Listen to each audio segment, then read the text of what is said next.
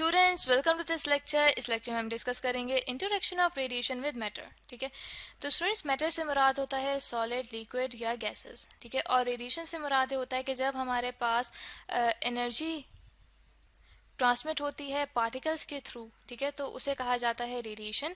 तो यहाँ पे हम कुछ स्पेसिफिक किस्म की रेडिएशंस को डिस्कस करेंगे कि जब वो मैटर के साथ इंटरेक्ट करती हैं तो उनका बिहेवियर क्या होता है। तो स्टूडेंट्स, ये जो हम स्पेसिफिक रेडिएशंस को डिस्कस करेंगे ये हम रेडियो एक्टिविटी से रिलेटेड रेडिएशंस को डिस्कस करेंगे। तो हम कुछ लेक्चर्स में रेडियो एक्टिविटी को डिस्कस करते आए हैं। ठीक है, कि स्टेबल एलिमेंट्स में वो कन्वर्ट होते हैं, और वो कन्वर्ट कैसे होते हैं कि वो कुछ रेडिएशन जो है वो एमिट आउट करते हैं और वो फिर स्टेबल एलिमेंट्स में कन्वर्ट होते हैं। तो यहाँ पे हम लिख लेते हैं कि वो कुछ रेडिएशंस को एमिट आउट करते हैं। ठीक है, तो स्टूडेंट्स, ये जो रेडिएशंस होती हैं ये सिर्फ एक किस्म की नहीं होती, ये डिफरेंट किस्म की रेडिएशन जो है वो एमिट आउट होती हैं, जिनको कहा जाता है अल्फा।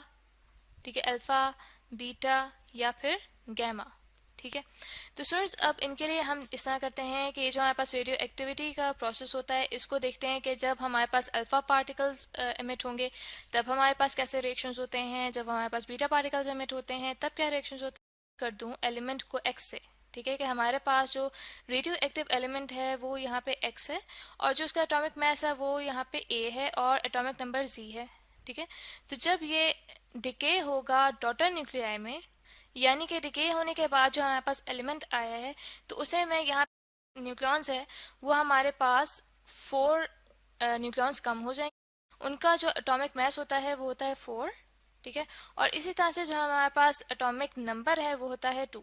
तो इसीलिए कंजर्वेशन लॉज को देखते हुए, यानी कि जो हमारे पास एटॉमिक मास है और एटॉमिक नंबर है वो कंजर्व रहना चाहिए दोनों तरफ इस रिएक्शन के।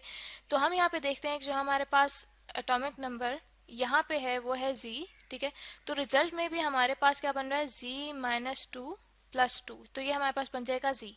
तो हमारे पास एटॉमिक नंबर भी कंजर्व रह रहा है। यहाँ पे हमने देखा कि ये हमारे पास है, यहाँ पे मास नंबर भी देखें तो हमारे पास बन रहा है ए।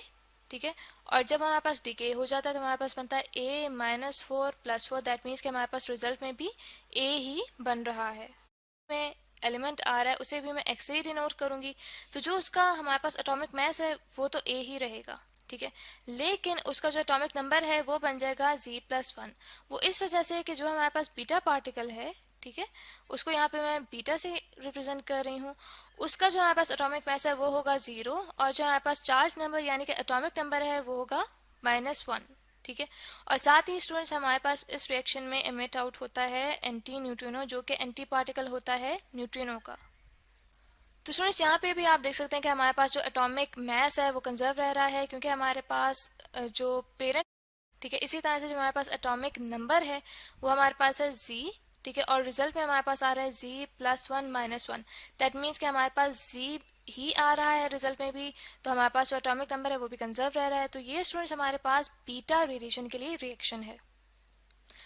इसके इनको मैं यहाँ पे लिखती हूँ कि जो हमारे पास एलिमेंट है, ठीक है, ए जी, ठीक है, ये इनिशियल एलिमेंट जो है ये जब कन्वर्ट हुआ डॉटर न्यूक्लियाई में, ठीक है, कि इसने अल्फा या बीटा रेडिएशन जो है वो एमिट आउट की, तो ये एक्साइटेड फॉर्म में था इसका न्यूक्लियाई। ठीक है, तो ग्राउंड स्टेट में आने के लिए ये फिर एमिट करता है गैमा रेस को। ठीक है, और गैमा रेस में ये हमारे पास फोटॉन्स होते हैं, मैसलेस और चार्जलेस फोटॉन्स। ठीक है, इसीलिए जो हमारे पास एलिमेंट इसकी एमिशन के बाद आता है उसके ना चार्ज नंबर में कोई डिफरेंस आता है ना ही उसके मैस नंबर में कोई डिफरेंस आता है। इस लेक्चर में डिस्कस जाता है। ठीक है, रेडियो एक्टिव को यहाँ पे मैं RA से शो कर रही हूँ कि ऐसे एलिमेंट्स जो अनस्टेबल होते हैं वो अपने आप को स्टेबल करने के लिए कुछ रेडिएशंस को एमिट आउट करते हैं। ठीक है, यहाँ पे हम लिख लेते हैं कि रेडिएशंस को ये एमिट आउट करते हैं और उन रेडिएशंस को एमिट आउट करने के बाद वो स्टेबल करेंगे कि अगर हमारे पास अल्फा पार्टिकल्स एमिट होते हैं, ठीक है, यानी कि अल्फा रेज एमिट आउट होती हैं किसी रेडियो एक्टिव एलिमेंट की वजह से, तो ऐसे जो पार्टिकल्स हैं वो मैटर यानी कि सॉलिड, गैसेस और लिक्विड के साथ कैसे इंटरेक्ट करते हैं। +2E। ठीक है, जहाँ पे जो E है ये शो कर रहा है चार्ज को जो कि एक प्रोटॉन के ऊपर है, क्योंकि यहाँ पे हमने पॉजिटिव लिखा हुआ है, दैट मीन्स कि हमारे पास जो चार्ज है इस अल्फा पार्टिकल पे वो पॉजिटिव है। और ये हम जानते हैं कि जो एटॉमिक मास नंबर होता है ये शो कर रहा होता है number of protons plus number of neutrons को। तो इसका मतलब ये हुआ कि जो हमारे पास अल्फा पार्टिकल है इसके अंदर 2 न्यूट्रॉन्स और 2 प्रोटॉन्स हैं, इसीलिए तो इन दोनों का सम हमें 4 दे रहा है यहाँ पे। तो सुनिए, ये जो हमारे पास अल्फा पार्टिकल है इसकी वही कैरेक्टरिस्टिक्स होती हैं जो कि एक हीलियम न्यूक्लियाई की होती हैं। ठीक है, हीलियम का जो न्यूक्लियस होता है उसके अंदर भी 2 न्यूट्रॉन्स और 2 प्रोटॉन्स होते हैं। सोर्स यूज किया जाता है वो कौन सा यूज किया जाता है, वो यूज किया जाता है रेडॉन 222।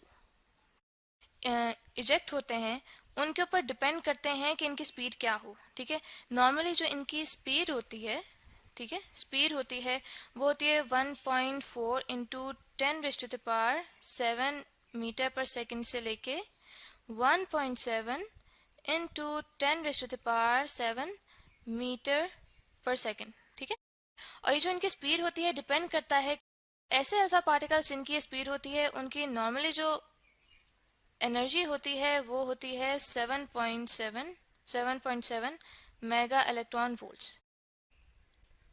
लेकिन एक एलिमेंट के लिए ये जो स्पीड है वो बिल्कुल सेम होगी, यानी कि एक एलिमेंट बिल्कुल सेम स्पीड से एमिट आउट करेगा अल्फा पार्टिकल्स को, लेकिन जो मुख्तलिफ एलिमेंट्स हैं वो मुख्तलिफ स्पीड्स के साथ एमिट आउट करेंगे अल्फा पार्टिकल्स को।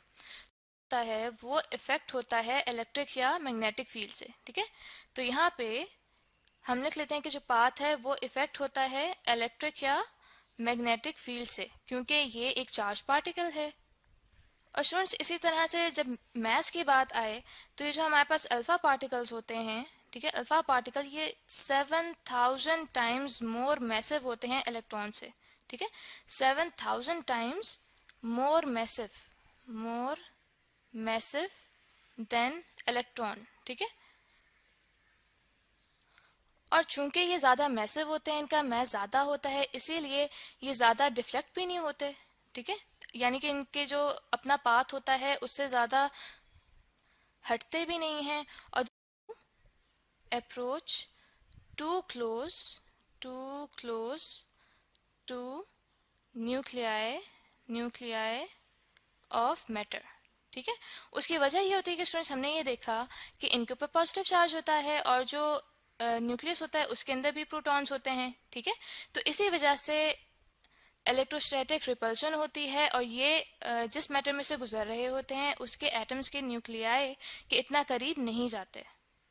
एटम में से निकाल दे तो इसका मतलब है कि उस पार्टिकल ने इस एटम को आयनाइज कर दिया है। ठीक है, तो ये जो हमारे पास अल्फा पार्टिकल्स होते हैं चूंकि बहुत मैसिव होते हैं, ठीक है, और इनका साइज भी बड़ा होता है, जिसकी वजह से इनकी आयनाइजेशन पावर बहुत ज़्यादा होती है। ठीक है, जिस मीडियम में से ये गुजरते हैं तो वहाँ पे आयनाइजेशन बहुत करते हैं। इसका मतलब ये है कि बहुत ज़्यादा इलेक्ट्रॉन्स जो हैं उनको वो नॉक आउट करते हैं उस मटेरियल के एटम्स में से। ठीक है, तो यहाँ पे हम लिख लेते हैं कि ये जब किसी मीडियम में से गुजरते हैं तो ये नॉक आउट करते हैं।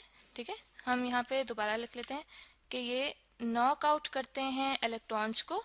ठीक है, और आयनाइज करते हैं एटम्स को। ठीक है, आयनाइज करते हैं और इनकी आयनाइजेशन पावर बहुत ज़्यादा होती है, लेकिन चूंकि ये बहुत मैसिव होते हैं, ठीक है, वेरी मैसिव, ठीक है, जिसकी वजह से ये अपने पाथ से ज़्यादा नहीं हटते। ठीक है, not much deflected from there path. Air के अंदर देखें तो ये 100 टाइम्स ज़्यादा करते हैं ionization as compare to beta rays. तो बीटा पार्टिकल्स को हम नेक्स्ट लेक्चर में डिस्कस करेंगे, लेकिन फिलहाल मैं आपको ये बताती चलूँ कि बीटा पार्टिकल्स के मुकाबले में 100 टाइम्स ज़्यादा आयनाइजेशन करते हैं। तो स्टूडेंट्स, इनकी जो आयनाइजेशन है उसको किस तरह से देखा जाता है कि ये जो आयनाइज करते हैं, ठीक है, कितने आयनाइजेशन ये करते हैं कि ये जब एयर में से पास होते हैं, ठीक है, तो 1 मिलीमीटर में 10⁻⁴ आयन पेयर्स बनाते हैं। ठीक है, 10⁻⁴ आयन पेयर्स बनाते हैं पर मिलीमीटर इन एयर। कि जब वो मैटर में एंटर होते हैं तो उनके साथ किस तरह से इंटरेक्ट करते हैं साथ। ठीक है, और जब ये मैटर में से गुजर रहे होते हैं तो इलेक्ट्रोस्टैटिक रिपल्शन की वजह से ये न्यूक्लियस के तो इतना करीब नहीं आते, क्योंकि न्यूक्लियस के अंदर भी पॉजिटिव चार्ज है और इनके अंदर भी पॉजिटिव चार्ज होता है। एटम्स में से। लेकिन क्या होता है कि चूंकि ये ज़्यादा मैसिव होते हैं इलेक्ट्रॉन्स के मुकाबले में, ज़्यादा इनका मैस होता है, इस वजह से इनको ज़्यादा असर नहीं पड़ता और ये अपने पाथ से ज़्यादा डिफ्लेक्ट नहीं होते करते जा रहे होते हैं। ठीक है, हमारे पास 9th पॉइंट आ जाएगा। ठीक है, जैसे कि हम वहाँ पे 8 पॉइंट्स को डिस्कस कर चुके थे। अब हम ये डिस्कस करेंगे कि जब हमारे पास अल्फा पार्टिकल्स जो हैं वो मैटर में से गुजर रहे होते हैं तो वो कॉन्टीन्यूसली अपनी जो एनर्जी है वो लूज करते जा रहे होते हैं। ठीक है, कॉन्टीन्यूसली एनर्जी को लूज करते जाते हैं क्योंकि वो आयनाइजेशन कर रहे होते हैं। ठीक है, यहाँ पे हम लिख लेते हैं कॉन्टीन्यूसली एनर्जी जो है वो लॉस हो रही होती है और साथ ही उनकी जो स्पीड है, चूंकि वो आयनाइजेशन का प्रोसेस कर रहे हैं और जो हमारे पास मैटर के एटम्स हैं उनके साथ स्ट्राइक कर रहे हैं, इस वजह से उनकी स्पीड भी स्लो होती जाती है। जब आहिस्ता आहिस्ता उनकी स्पीड स्लो होती जाती है तो वो रेस्ट पे आते हैं। और रेस्ट पे कैसे आते हैं कि जब वो बिल्कुल स्लो हो जाते हैं तो वो दो इलेक्ट्रॉन्स को मिला के, ठीक है, हम यहाँ पे लिख लेते हैं कि दो इलेक्ट्रॉन्स को मिला के वो एक न्यूट्रल हीलियम एटम बन जाते हैं। ठीक है, दो इलेक्ट्रॉन्स को मिला के वो न्यूट्रल हीलियम एटम बन जाते हैं।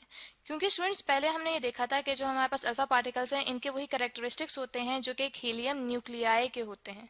ठीक है, लेकिन जब ये दो इलेक्ट्रॉन्स को भी अपने साथ मिला लेंगे तो ये बन जाते हैं हीलियम एटम। तो स्टूडेंट्स यहाँ पे जो अल्फा पार्टिकल्स हैं वो बहुत ज़्यादा आयनाइजेशन रखते हैं, यानी कि बहुत आयनाइजेशन करते हैं एक मैटर में से जिसमें से वो पास हो रहे होते हैं, लेकिन साथ ही साथ वो बहुत कम रास्ता तय करते हैं। और अगर हम मिसाल लें किसी एलिमेंट की, फॉर एग्जांपल एल्यूमिनियम की, ठीक है, यह है टिपिकली एयर के अंदर, ठीक है, रेंज इन एयर वो होती है तकरीबन 7 × 10⁻⁻² मीटर। ठीक है, और अगर हम मिसाल लें किसी एलिमेंट की, फॉर एग्जांपल एल्यूमिनियम की, ठीक है, तो एल्यूमिनियम के अंदर जो इनकी रेंज होती है वो अप्रॉक्सीमेटली होती है 4 × 10⁻⁻5 मीटर। तो स्टूडेंट्स चूंकि इनकी रेंज बहुत कम होती है और ये आयनाइजेशन बहुत करते हैं, इसलिए इनको एब्जॉर्ब करने के लिए सिर्फ एक पेपर ही काफ़ी होता है। तो हम यहाँ पे लिख लेते हैं कि ये इजीली एब्जॉर्ब कर लिए जाते हैं, एब्जॉर्ब बाय पेपर। ठीक है, इलेक्ट्रॉन्स को ये एक्साइट करते हैं। ठीक है, जब वो इलेक्ट्रॉन्स ग्राउंड लेवल पे आते हैं तो साथ ही वो फोटॉन्स को एमिट आउट करते हैं और वो जो फोटॉन्स हैं उनकी वजह से एक चमक पैदा होती है जिसको फ्लोरेसेंस कहा जाता है। तो यहाँ पे हम लिख लेते हैं कि फ्लोरेसेंस पैदा होती है इन अल्फा पार्टिकल्स की वजह से। और ये किन एलिमेंट्स में फ्लोरेसेंस पैदा करते हैं? जिंक सल्फाइड में। ठीक है, जिंक सल्फाइड में ये फ्लोरेसेंस पैदा करते हैं।